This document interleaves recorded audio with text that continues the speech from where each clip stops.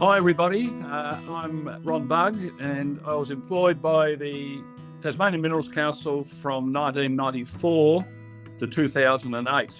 And at 2008 I was reluctant to actually leave, but it was my retirement date and I've enjoyed retirement since, but kept a close eye on what's happening in the industry. Great memories from those days.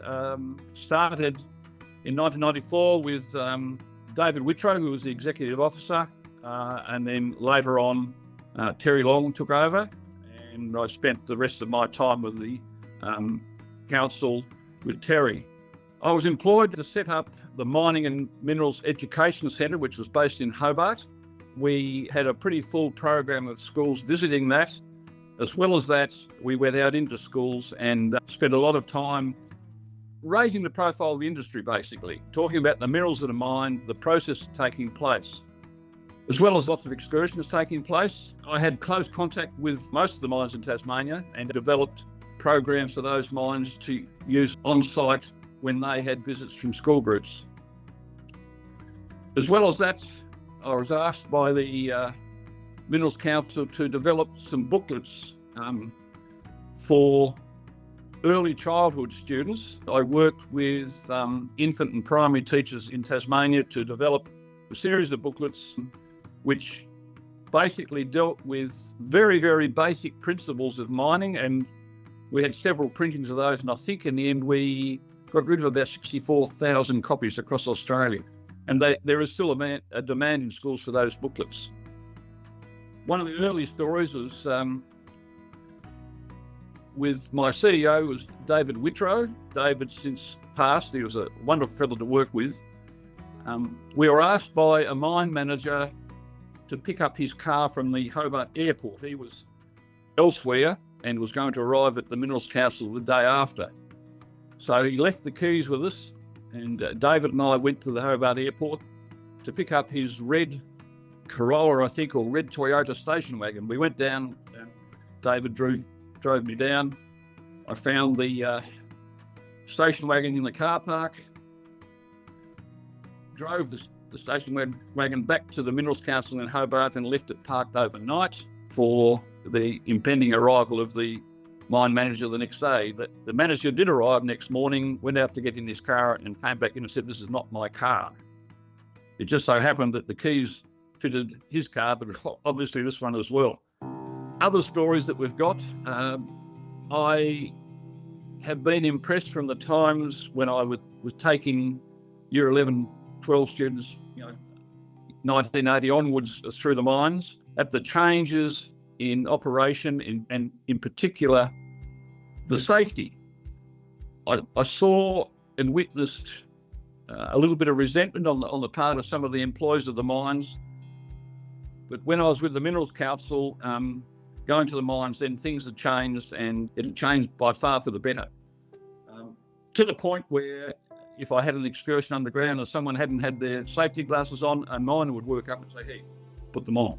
That is probably one of the biggest changes that I've seen within the industry in the time that I've served with the industry. One of the big stories that a lot of people remember, I had to take a group of probers and University of Third Age to the mines in the northeast, in Fingal, and after that to Mangana, and then back home. As a part of that, we were going to do some gold panning at Mangana. I sent out a list of requirements for the day to each of the participants, which included the dress that they needed to wear, like steel cap boots or very sturdy boots. Don't wear your Sunday best. Your arms and legs need to be covered because we're going through an industrial site. There was one particular lady, before the actual trip, drove me quite mad with the number of phone calls and letters I received about the expectations during the day, what kind of meal we have, what we're having for lunch. I didn't like tomatoes in my sandwich and so on and so forth, to the point where I was getting pretty frustrated. And on the day, despite having sent out the list of requirements, she turned up in a white dress with white gloves. We finally went to the mine. We went through the washery at the Cornwall Colliery, and her white dress came out looking like a crumpled Collingwood supporter. From there, we went to Mangana. We were going to do some gold panning there. However, it had been a drought. And when we got to Avoca, I stopped the bus and I said, listen, wait here. We had a pool, a little plastic pool there to put water in. I'll go down and get some buckets of water and I'll get some river gravel and we'll pan that. Went down, got the water. On the way back, poured a little bit of gold dust into the buckets of gravel. They were absolutely wrapped. They went panning, they were finding gold. It was quite magnificent. So home we came. About a week later, I was called into the office by the CEO and said, we've got a problem. You might be able to sort it out. I said, what's the problem? They said, there's a front end loader with a form of a trommel down in the creek at Avoca because they'd heard that gold was discovered there. So that involved a public meeting to tell people that, in fact, no, there was no gold there. I actually had to stop the pans.